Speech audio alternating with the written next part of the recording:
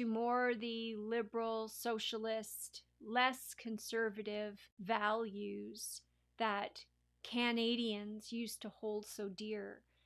And that's probably one of my biggest concerns when I look at these numbers and I see these approval ratings, when it looks at the strongly approve, strongly disapprove.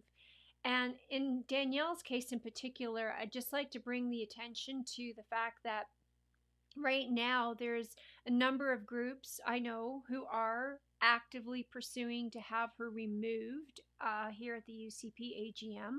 Again, 1905 committee and myself are not part of that, but I do know that it exists. And the reality is, when you have a 39% strongly disapprove and 11% moderately disapprove and only 26% that moderately approve, Danielle, I'm just, when I look at these numbers, I'm like, okay, why? That's what always begs the question to me. Why do people moderately approve and moderately disapprove and strongly disapprove? So, obviously the strongly approve is easy, right? Those are the true conservatives. Let's go hard here on conservative values, conservative principles, conservative policies. Moderately approve, obviously, there's your people who are like, well, I don't think she's doing everything right, but yeah, she's doing enough to kind of, we'll give her our vote. Moderately disapprove, I honestly believe that this group here are the ones kind of that fall into the moderately approve. They're kind of like, well, if not her, who? Yeah, don't really approve, but, could be worse. It's a strongly disapprove at 39%. Obviously, we do have NDP and very liberal voters in this province. They fall into here, but I find it hard to believe that they are truly 39% of the entire population.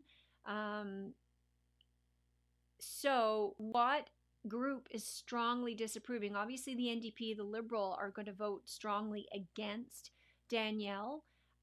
But I think there are some people in here too who are truly conservative, who have basically become very disheartened with Danielle's performance. So I find these numbers fascinating, and it'd be really fun to go through each of these. Saskatchewan is another one that mirrors pretty much Danielle's, very closely. And again, Scott Moe has come out with a very conservative stance for the most part on a number of issues, and to have only strongly approve of 19% with strongly disapprove in his case of 35, it begs the question, which direction are we going, Canada?